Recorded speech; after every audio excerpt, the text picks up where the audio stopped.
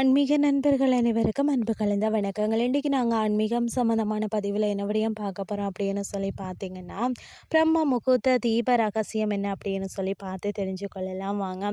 பலரும் பிரம்ம முகூர்த்த நேரத்தில் எழுந்து வழிபாடு செய்தால் வாழ்க்கையில் சுபீட்சமாகும் என்று கூறி கேள்விப்பட்டிருப்போம் இல்லையா?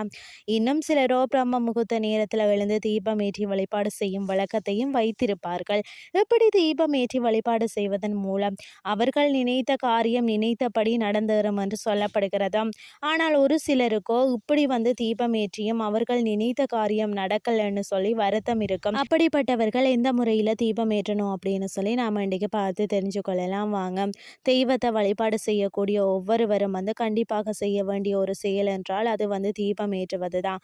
தீபத்தில் அனைத்து விதமான தெய்வங்களும் வீற்றிருக்கிறார்கள் என்று எந்த தெய்வத்தை வேணுமானாலும் அந்த தீபத்தில் நாம அமர செய்யலாம் என்றும் பலருக்கும் தெரிஞ்சிருக்கும். அவ்வளவு சிறப்பு வாய்ந்த தீபம் ஒவ்வொருவருடைய வீட்டிலும் காலையிலேயும் மாலையிலேயும் எரிவதன் மூலம் தான் லக்ஷ்மி கடாட்சம் என்பது உண்டாகும். அதிலும் குறிப்பாக பிரம்ம முகூர்த்த நேரம் என்று கூறக்கூடிய 3:30 மணிக்கு மேல் 5:30 மணிக்குள்ள தீபம் ஏற்றி நாம வழிபாடு செய்தோம் என்று சொன்னால் கண்டிப்பான முறையில் நம்மளுடைய வேண்டுதல்கள் விரைவிலேயே நிறைவேறும் என்று சொல்லப்படுகிறது. அப்படி தீபம் ஏற்றும் பொழுது நாம செய்ய வேண்டிய சில முக்கியமான காரியங்கள் என்னன்னு சொல்லி நாம பார்த்து தெரிஞ்சு கொள்ளலாம். எந்த ஒரு தீபத்தை நாம ஏற்றுவதாக இருந்தாலும் அந்த தீபத்தில் ஒரு சிறிய ஒரு தங்க நாணயம், சிறிய ஒரு வெள்ளி நாணயம், இல்லைன்னு சொன்னால் சிறிய ஒரு செம்பு நாணயம், இதில் மூன்றையும் போட்டு தீபம் ஏற்றணும்.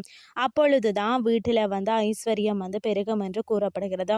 வாரத்தில் ஒரு முறையாவது விளக்க சுத்தம் செய்யும் பொழுது இந்த 3 நாணயங்களையும் சுத்தம் செய்து மறுபடியும் விளக்கில் போட்டு தீபம் ஏற்ற வேண்டும். நாணயத்திற்கு பதிலாக நகைகளாக இருந்தாலும் போட்டு தீபம் ஏற்றலாம். வெள்ளி விளக்கில் தீபம் ஏற்றினால் இவற்றை போடணும் என்றும் அவசியம் கிடையாது என்பதும் குறிப்பிடத்தக்கது. அடுத்ததாக நீங்க தீபம் ஏற்றும் பொழுது நீங்க ஸ்லோகத்தை முழு மனதோடு ஆத்மார்த்தமாக சொல்லி தீபம் ஏற்றினீங்கன்னு சொன்னா அந்த தீபத்துக்குரிய பலன் நமக்கு கிடைக்கும்.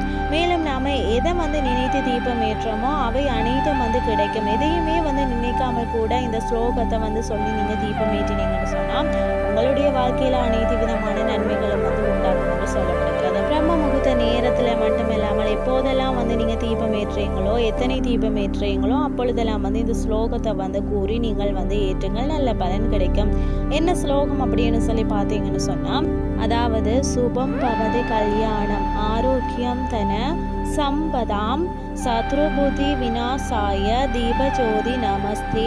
இந்த ஸ்லோகத்தை மட்டும் சொல்லுங்கள். எளிமையான இந்த ஸ்லோகத்தை நீங்க முழு மனத்தோடு ஒரு முறை கூறினீங்கன்னு சொல்லி பிறகு அந்த தீபத்தையும் ஏற்றி